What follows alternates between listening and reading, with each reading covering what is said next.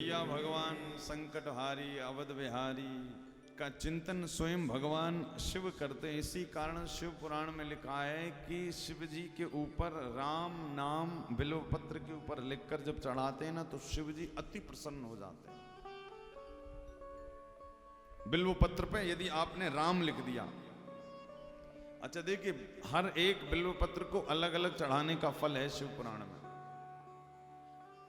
तो ये जो राम नाम की बिल्व पत्र लिखकर चढ़ाते हैं ये सबसे अभीष्ट मानी गई। क्यों? बोली आपको हरि और हर दोनों का पुण्य प्राप्त करा देती है। हरि जो देने वाले और हर यानी शंकर जी। बोलिए जो दोनों लोग मिलके देंगे, बोले राम जी हो गए हरि और शंकर जी हो गए हर, हरि हर। और बैठे भी हम हरिद्वार में, अब इसको चाहे हरिद्वार कहो चाहे हरिद्वार कहो, दोनों का भाई केदारनाथ जाना है तो यहां से और बद्रीनाथ जाना है तो यहां से। तो राम नाम लिखकर शिव पुराण में लिखा है जब आप बिल्व पत्र चढ़ाते हैं तो वो बिल्व पत्र आपको जीवन में अभीष्ट भक्ति प्रदान करती, भक्ति भाव प्रेम।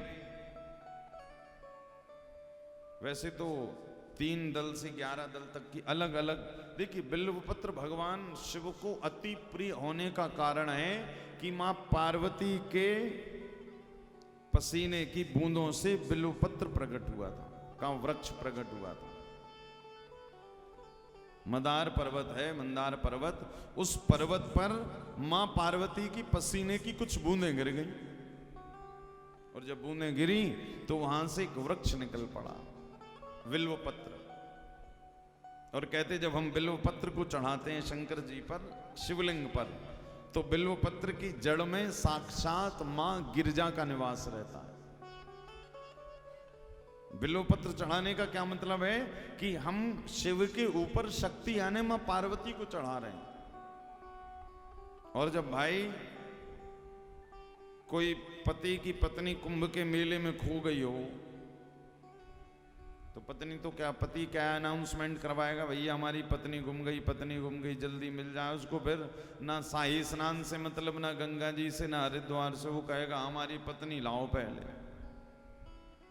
तो शंकर जी जब सती के साथ विवाह हुआ तो सती मैया तो जलकर भस्म हो गई।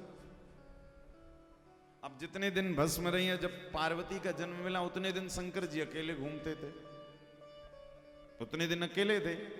तब उतने समय पर सारे ब्रह्म सृष्टि के देवताओं ने भगवान का बिल्व पत्र से खूब अर्चन किया। और अर्चन जब किया तो भगवान शिव को उतने दिन तक सती का, अपनी पत्नी का, अर्धांगिनी की कमी महसूस नहीं हुई। कब तक? जब तक भगवान शिव पर बिल्व पत्र चढ़ती रही।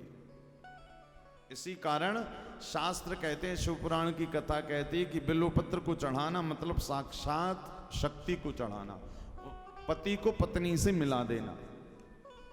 और भैया जब हम शिव को उनकी शक्ति से मिला देंगे तो भोले बाबा प्रसन्न वैसे ही हो जाएंगे। शिव पुराण में लिखा है जड़ में मां गिरजा रहती हैं, तने में रहती मां महेश्वरी, शाखाओं में दक्षयायिनी और मां लक्ष्मी का निवास रहता बिल्व पत्र में। और जो बिल्व पत्र की पत्ती है वो साक्षात मां पार्वती का निवास है। वैसे तो लिखा हुआ है शिव पुराण में कि प्रतिदिन कम से कम 5 बिल्व पत्र भोले बाबा पर जरूर समर्पित करिए, कम से कम 5, अधिकतम तो जितने हो जाएं।